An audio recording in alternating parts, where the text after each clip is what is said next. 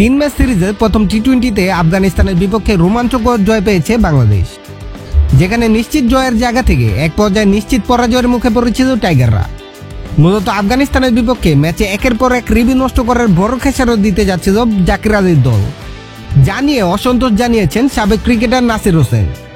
এদিন দলের মূল ব্যাটাররা শুরুতে দায়িত্বহীনভাবে রিভিউ নেন, যে কারণে নির্দিষ্ট কোটার রিভিউ আগেই শেষ হয়ে যায়। অথচ পরবর্তীতে সেই রিভিউয়েরই তীব্র প্রয়োজনীয়তা দেখা দেয়। শেষ দিকে তরুণ বোলার তানজিম সাকিব যখন ব্যাট হাতে নামেন, তখনই ঘটে বিতর্কিত ঘটনা।